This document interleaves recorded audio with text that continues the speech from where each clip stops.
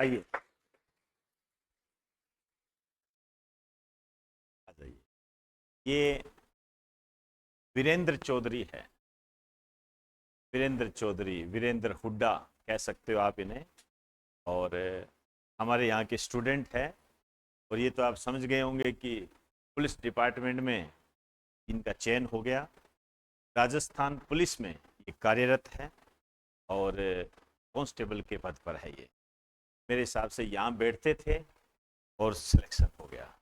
तो आज ये हमें सम्मानित करने आए हैं। हमें तो क्या सम्मानित करने आए हैं, हम इनको सम्मानित करेंगे, इनको सम्मानित करेंगे। तो एक छोटा सा इनको मैं सम्मान देना चाहूँगा। सबसे पहले तो लाओ भाई एक माला दो।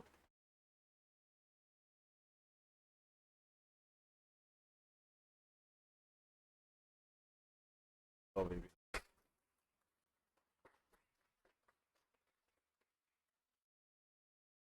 ठीक, इनसे बात करो और ये आपसे कुछ ऐसी बातें कहेंगे, हो सकता है वो बातें आपके भविष्य निर्धारण में सहायक हो जाए।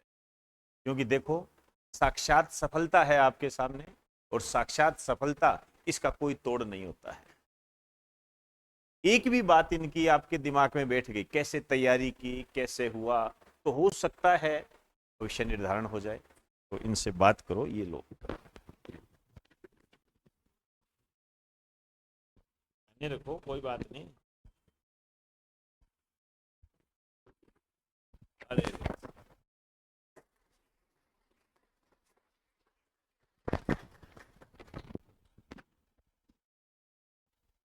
नॉर्मल चीजें हैं ये, है ना। यहाँ पे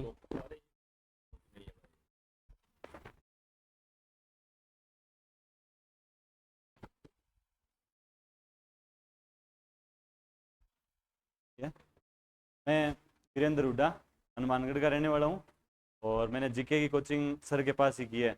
और जो मैं आज हूँ वो सर की वजह से हूँ, क्योंकि इन्होंने वो सब कुछ पढ़ा दिया जो हर कोचिंग में नहीं पढ़ सकते थे।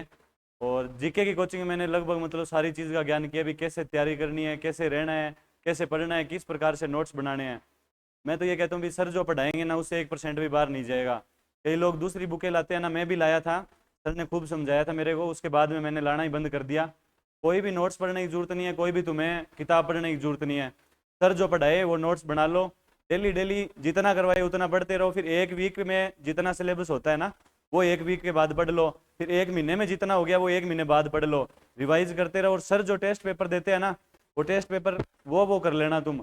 अगर वो लास्ट के टाइम में जो रिवाइज का बोलते हो ना तुम, अगर रिवाइज के टाइम वो टेस्ट ही कर लिए ना तो भी आपके पूरे में से पूरे नंबर आ जाएंगे।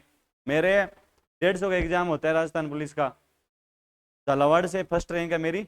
116 नंबर तो मेरे पेपर में आए थे 150 में से, और 10 नंबर मेरे एनसीसी के थे। 126 नंबर गेन किए थे। उसमें से जीके का मैं तो मेन इंपॉर्टेंस सर को ही देना चाहूँगा। और आप में से जो अगर राजस्थान पुलिस की या स्टेट की कोई भी जॉब कर रहे हैं, एक साइड रहना। ये नहीं है कि एक साथ में सेंटर में भी भाग रहे हैं, साथ में स्टेट के भी कर रहे हैं। दो घोड़ों पे अपने को सवार नहीं होना, एक घोड़े पे रहना। चाहे किसी की भी करो, अच्छे से तैयारी करो। प्रैक्टिस बहुत मैटर करती है, प्रैक्टिस के बिना कुछ नहीं। अगर पढ़ते रहोगे तुम्हें पता ही नहीं चलेगा क्वेश्चन क्या आ रहा है। अगर सही से पढ़ोगे, बाकी तो सर बताते रहते हैं क्लास में क्या आएगा और कहाँ से आएगा। जो सर बताते हैं ना वो 70% तो उसी में से आ जाएगा जो सर बोलते हैं इंपॉर्टेंट है और यहाँ से क्वेश्चन उठेगा। और जो पेपर सेट है 70% पेपर उसी में से ही आएगा। और अगर कोई और दिक्कत है या कोई बात पूछनी है तो आप पूछ सकते हो मेरे से। कुछ भी पूछना हो, छोटे लेवल से लेके बड़े लेवल तक है। मैंने भी, मेरी एग्रीकल्चर से बीएससी है, एग्रीकल्चर में भी तैयारी की थी मैंने, नहीं हो पाया। फिर बाद में सेंटर मैंने सीडीएस की भी तैयारी की थी लेफ्टिनेंट के लिए, वहाँ पे भी सेट नहीं बैठ पाया। अभी मैं कांस्टेबल पे आ गया और अभी मैं आरएएस की तैयारी कर रहा हूँ। तो अगर आपको किसी भी लेवल की कोई भी बात पूछनी हो, कोई भी जानकारी लेनी हो तो आप पूछ सकते हो, कोई भी एग्जाम के लिए, ट्रेनिंग के बारे में, राजस्थान पुलिस के बारे में कोई पूछना हो तो पूछो। कोई है नहीं डाउट? कोई बात हो रहने की हो, और रहने में सभी की समस्या आएगी, बिल्कुल भी डिप्रेशन में जाने की जरूरत नहीं है। मेरे भी बहुत समस्याएं आई थी, मेरी भी इच्छा भी थी भी मैं बाइक पे आऊँ। काफ़ी सारे लड़के बाइक पे आते थे, नहीं मैंने साइकिल ली थी, साइकिल से पैदल आता था, पैदल जाता था, यहाँ पे बैठता था और लोअर टी शर्ट में ही आते थे मोस्टली। डिप्रेशन नॉर्मल परिवार से, सारे मिडिल फैमिली से बिलोंग करते हैं। ये बात तो बिल्कुल भी टेंशन में मत लेना, भी अपने पास पैसे नहीं है, ये नहीं है, सब कुछ आ जाएगा अगर तैयारी करोगे। अगर एक बार सिलेक्शन हो गया ना, बाद में 1% भी टेंशन नहीं आएगी, चाहे छोटी जॉब पे हो चाहे बड़ी जॉब पे हो। पर तैयारी एक बार अच्छे लेवल की तैयारी करना, तुम भी अच्छे लेवल पे जाऊं मैं।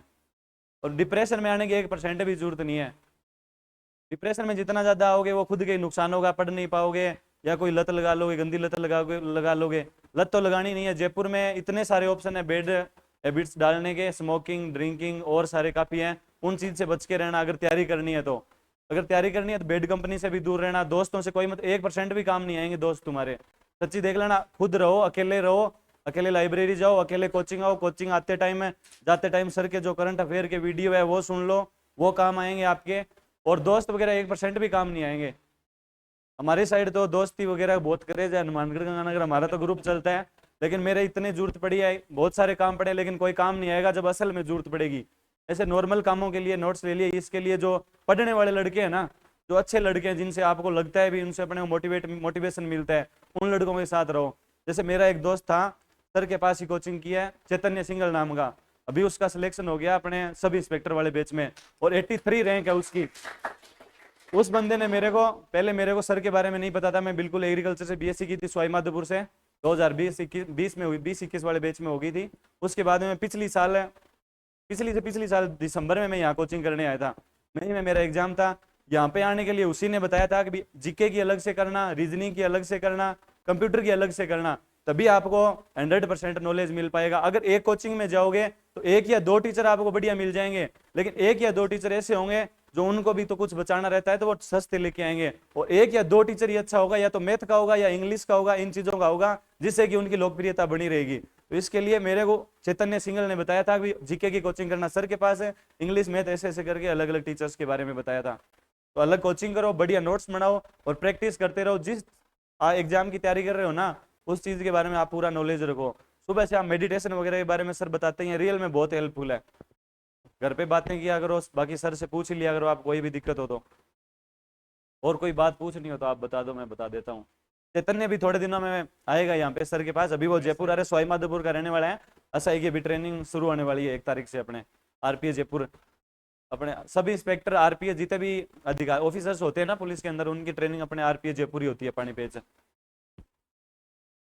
और कुछ पूछना हो तो बताओ।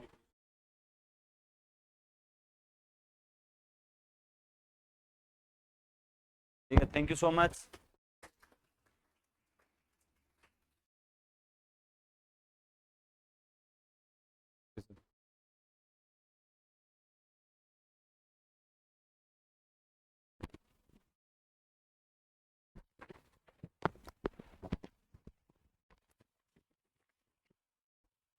इनकी बात समझ गए होंगे आप सारे।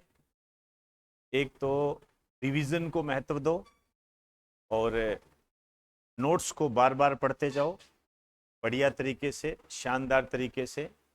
मुझे बड़ा अच्छा लगा जब इन्होंने मुझे ये कहा कि मेरे पास समय नहीं है अभी। ये मैं आपके मुंह से सुनना चाहता हूँ। तो बताइए, सब तैयार हो यहाँ आने के लिए? चलो जो इंतजार करेंगे आपका फिर।